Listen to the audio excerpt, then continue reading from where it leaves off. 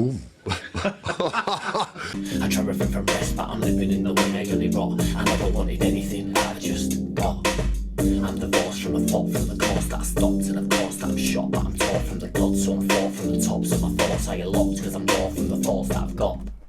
Biddly biddly biddly bo, yes yes yo. I've done it again, it genuinely was a mistake. I don't care though, that is a new verse. It's actually an old verse that I was just checking out. But that's not why we're here. Quick shit vid.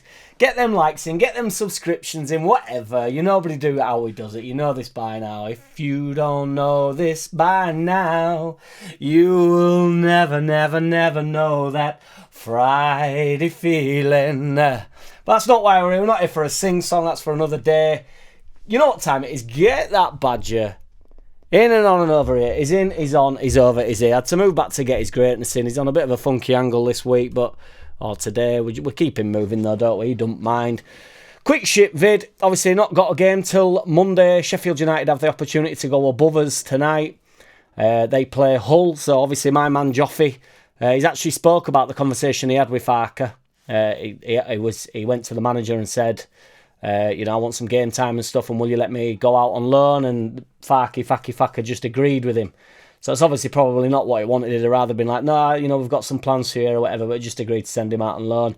Scored a pelter other game. He's not going to pull up any trees over there. Obviously, he'll always show like little moments of individual brilliance. It's a brilliant goal. He sort of like he just lobs it over at keeper from about 30 yards out. He's quite strong in the moment with big doof at back, and then he just lobs it over at keeper. Lovely goal, but he'll show little moments like that. But obviously, I don't know if that's going to be. I think he'll just get bogged down with the way that Hull play in general. Don't think it's a very good move for him, but I understand that he wants to get out and get some game time. He said that, you've got two options. Obviously, you can sit there and moan about it, or you get on with it and try to get some game time elsewhere. That's obviously what he's done.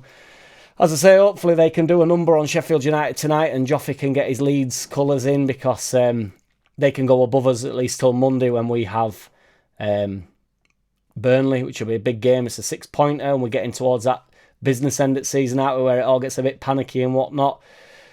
That Postecoglou has had an interview, and they've asked him, because obviously they've got loads of injury problems and the shit. They're only like 5 places away from us if you do it in a tier of, if 21st would be us in the Premier League. If you did it like that, they're only 5 or 6 positions in front of us.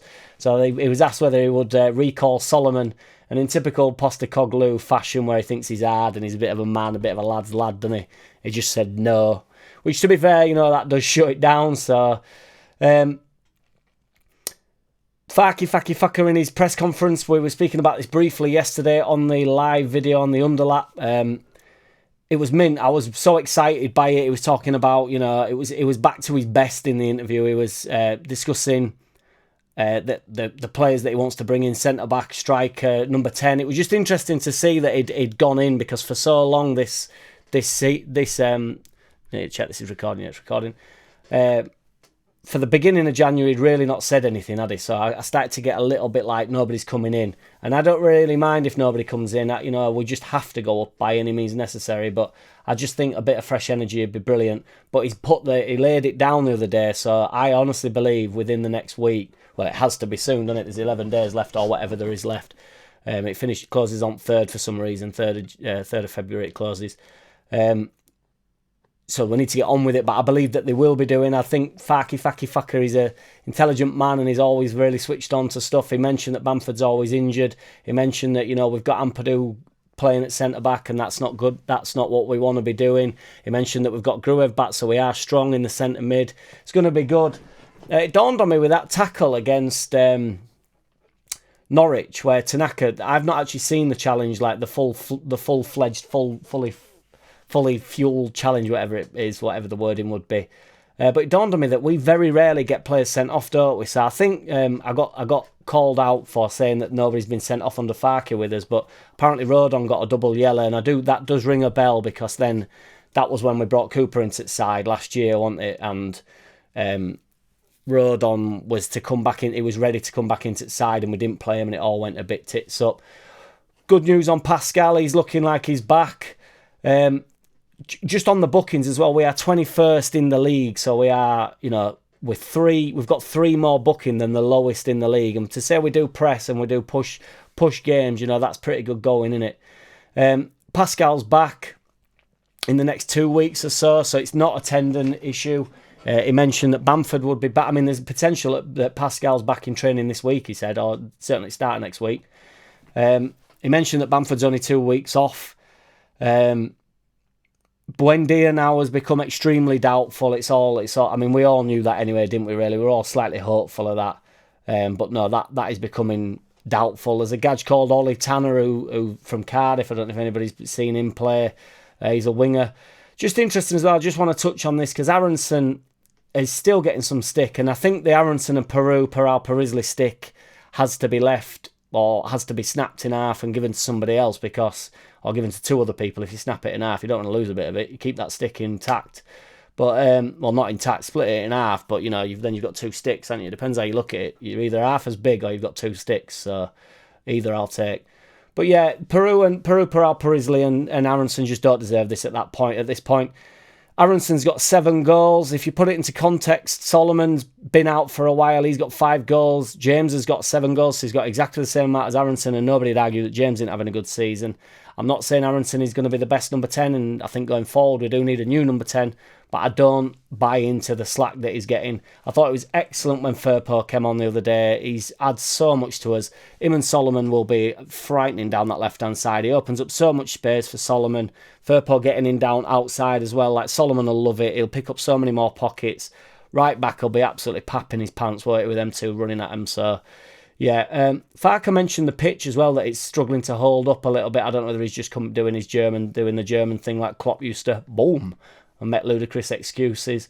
He did also mention, that we need to keep his foot on the gas because obviously, we won big games last year. We beat Leicester twice. I think we beat Ipswich twice.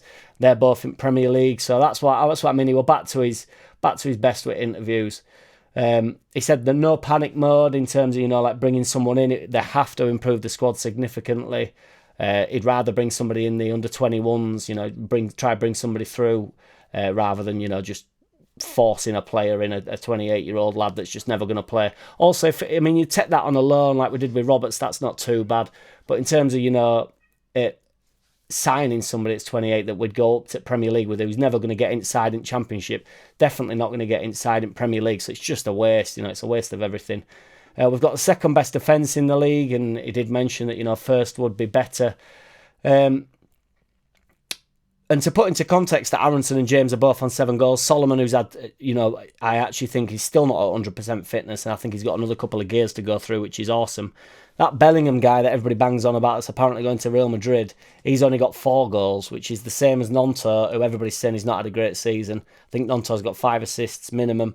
I thought Nonto gave a decent enough account of himself when he came on the other day as well. And Ramazani's got 4, who's been out injured and not getting much game time of late.